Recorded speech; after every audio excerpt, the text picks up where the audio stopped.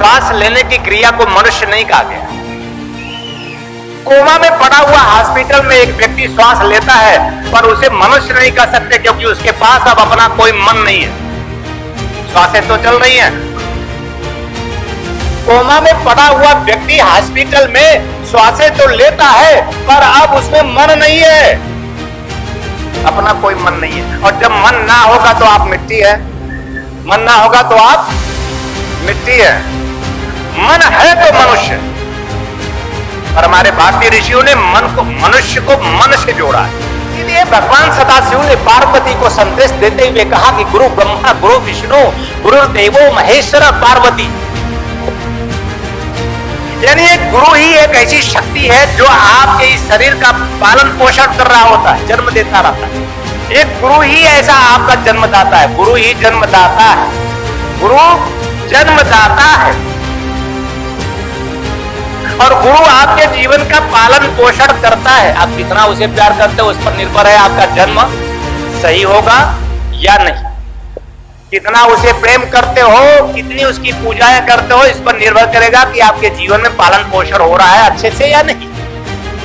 अगर आप नित्य गुरु के चरणों का पूजन करें, नित्य गुरु के चरणों का पंचोपचार पाठ पूजन करें, तो निश्चित रूप से आपका पालन पोषण अच्छा होगा। और जब जीवन में आपके दुख ही दुख आए, जब जीवन में आपके चिंता ही चिंता आए, जब जीवन में आपको कुछ सूझबूझ ना आए, जब जीवन को आपको समझ ही ना आए, जब आपके जीवन में अंततः केवल अंधकार ही अंधकार बचे, जब आपके जीवन में आसन्न संकट आ जाए, ऐसी घड़ी आ जाए, जब आपका जीवन सिर्फ पाप पाप और पाप से भर जाए, तब फिर क्या करें? गुरुदेवो महेश्वर, महेश्वर के रूप में वह भगवान स्वयं साक्षात शिव आपके समस्त पापों और तापों का नाश करता है। आकाश की ऊंचाई पर आप पहुंच सकते हैं, उसके माध्यम से गौरी शंकर की यात्रा कर सकते हैं। मन के माध्यम से अब मुक्त आत्मा हो सकती, हम बंधनों से मुक्त होकर मोक्ष प्राप्त कर सकते हैं। लेकिन या तो हम बिना गुरु के होंगे तो हम उसी सीढ़ी से नीचे उतरकर धरती में मिल जाएंगे, मिट्टी में मिल जाएंगे। और मैंने आपको आज कहा कि मिट्टी में मिल जाना है कि महादेव से मिल जाना है, तो आप जय श्री नारायण कहें। मिट्टी से मिल जाना है कि महादेव से मिल जाना है? मिट्टी में मिल जाना है कि महादेव में मिल जाना है? जब जब भी पूरे भारतवर्ष में ऐसा एकमात्र गुरु हो कि जब जब भी मैं अपने शिष्यों के बीच में होता हूं, तो जैसे शिष्य जीता रहता है किसी तरह, वैसे गुरु भी जीता है तुम्हारी तरह।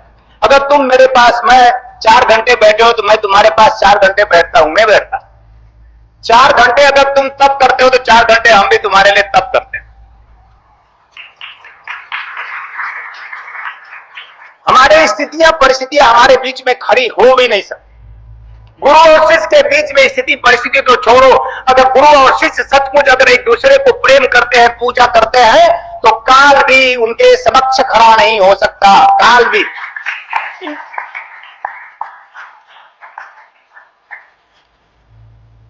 तो मनुष्य मन के बिना मिट्टी है।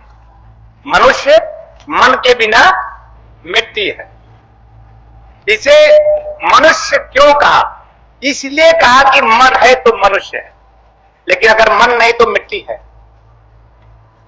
हमारे यहूदियों में और मुसलमानों में मनुष्य को मनुष्य नहीं कहा, आदमी कहा। और आदमी की परिभाषा है जो मिट्टी के समान है। उन्होंने कहा कि भगवान ने, ईश्वर ने, अल्लाह ने एक माटी का पुतला बनाया और अपने मुंह से फूंक दिया, उसमें श्वासें चलने लगी। एक मिट्टी का पुतला बनाकर अल्लाह ने, परमात्मा ने, भगवान ने, जो भी नाम दे दो, उसने फूंक मार दी और श्वास ले रहे हैं तब से लेकर आज तक। सिर्फ श्वास लेने की क्रिया को मनुष्य नहीं कहा गया। कोमा में पड़ा हुआ हॉस्पिटल में एक व्यक्ति श्वास लेता है, पर उसे मनुष्य नहीं कह सकते, क्योंकि उसके पास अब अपना कोई मन नहीं है। श्वासें तो चल रही हैं। कोमा में पड़ा हुआ व्यक्ति हॉस्पिटल में श्वासें तो लेता है, पर अब उसमें मन नहीं है, अपना कोई मन नहीं है। और जब मन ना होगा तो आप मिट्टी है, मन ना होगा तो आप मिट्टी है। मन है तो मनुष्य। पर हमारे भारतीय ऋषियों ने मन को, मनुष्य को मन से जोड़ा है, उन्होंने मिट्टी नहीं कहा। तो यहूदियों ने मनुष्य को आदमी कहा, ईसाइयों ने आदम कहा, और मुसलमानों में ने भी इसे आदमी कहा। पर हमारी चेतना, भारतीय ऋषि की चेतना, इसे मनुष्य कहा। उसने देखा जाना कि ये मन है जो चेतना, चेतना से, चैतन्य से प्राप्त है। मन चैतन्य की एक अवस्था है, मन। अच्छा, आप एक बात बताइए, आपका मन होता है या कि नहीं होता? दोनों हाथ उठाइए। मन होता है? और पूरे जीवन काल में आपका कुछ न कुछ तो मन होता ही रहता है। कितना भी आप पूजा कर लो, पाठ कर लो, मंत्र कर लो, ध्यान कर लो, साधना कर लो, पर उस पूरी पूजा पाठ साधना का अर्थ भी है कि हमारा मन पूरा हो। हे गुरुदेव, हमारे मन की ये इच्छा पूरी हो जाए। अगर किसी की कोई इच्छा नहीं बची तो एक इच्छा तो जरूर बच जाती है कि मुझे भगवान मिल जाए। गुरुदेव, मेरी अब कोई इच्छा नहीं, तब क्या चाहते हो? गुरुदेव, मैं तो सिर्फ आपको चाहता हूं। अब आप कौन है? गुरु कौन है? जब एक बार हम गुरु का नाम लेते हैं, एक बार कहिए गुरुदेव, तो हमने ब्रह्मा विष्णु महेश सबका स्मरण कर लिया। या तो आप ब्रह्मा विष्णु महेश के पीछे पड़ जाइए, या तो सिर्फ एक गुरु के पीछे पड़ जाइए। आप तीनों के पीछे पड़ेंगे कि उस एक के पीछे? तीनों के पीछे पड़ेंगे तो तीनों नहीं मिलेंगे, और उस एक के पीछे पड़ेंगे तो तीनों मिल जाएंगे। इसीलिए भगवान सदाशिव ने पार्वती को संदेश देते हुए कहा कि गुरु ब्रह्मा गुरु विष्णु गुरु देवो महेश्वर पार्वती। यानी एक गुरु ही एक ऐसी शक्ति है जो आपके इस शरीर का पालन पोषण कर रहा होता है, जन्म देता रहता है। एक गुरु ही ऐसा आपका जन्मदाता है, गुरु ही जन्मदाता है, गुरु जन्मदाता है।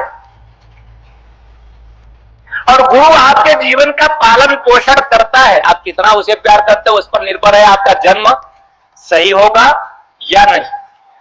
कितना उसे प्रेम करते हो, कितनी उसकी पूजाएं करते हो, इस पर निर्भर करेगा कि आपके जीवन में पालन पोषण हो रहा है अच्छे से या नहीं।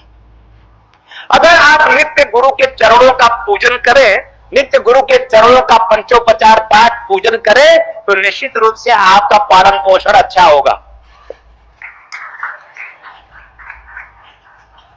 और जब जीवन में आपके दुख ही दुख आए, जब जीवन में आपकी चिंता ही चिंता है, जब जीवन में आपको कुछ सूझबूझ ना आए, जब जीवन को आपको समझ ही ना आए, जब आपके जीवन में अंततः केवल अंधकार ही अंधकार बचे, जब आपके जीवन में आसन्न संकट आ जाए, ऐसी घड़ी आ जाए, जब आपका जीवन सिर्फ पाप पाप और पाप से भर जाए, तब फिर क्या करें? गुरुदेवो महेश्वर, महेश्वर के रूप में वह भगवान स्वयं साक्षात शिव आपके समस्त पापों और तापों का नाश करता है, आपको प्रत्येक स्थितियों और परिस्थितियों से निकाल कर फेंक देता है।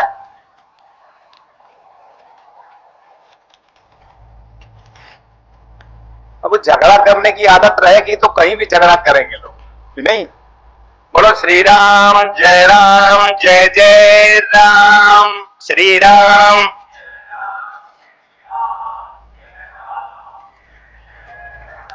श्री राम जय जय राम, श्री राम जय जय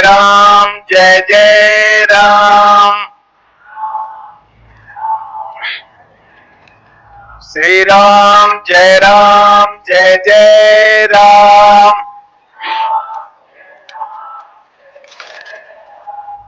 सीधे बैठे रहेंगे तो आनंद आएगा। श्री राम जय जय राम,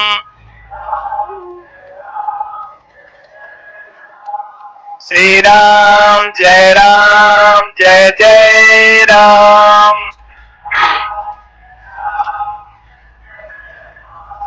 श्री राम जय जय राम।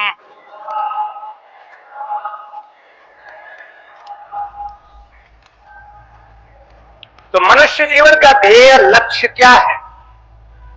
मनुष्य जीवन का ध्येय और लक्ष्य एकमात्र प्राण आत्मा परमात्मा है। इसकी प्राप्ति में हमें कहां जाना है, कहां भटकना है, कहां से ये मुझे प्राप्त होगा? एकमात्र गुरु के द्वार जाकर उसे उच्च कोटि की दीक्षा प्राप्त कर आंखें मूंद ली। आंखें मूंद कर गुरु द्वारा बताए गए मार्ग पर चलिए, आप समस्त बंधनों से, जो बंधन मन का है, उससे छूटने लगेंगे। जितने भी प्रकार की मन की आसक्तियां हैं, मन की विकृतियां हैं, उससे आप मुक्त होने लगेंगे, क्योंकि बंधन और किसी का नहीं है, बंधन सिर्फ विषय का है। विषय विकार ही हमारे बंधन है।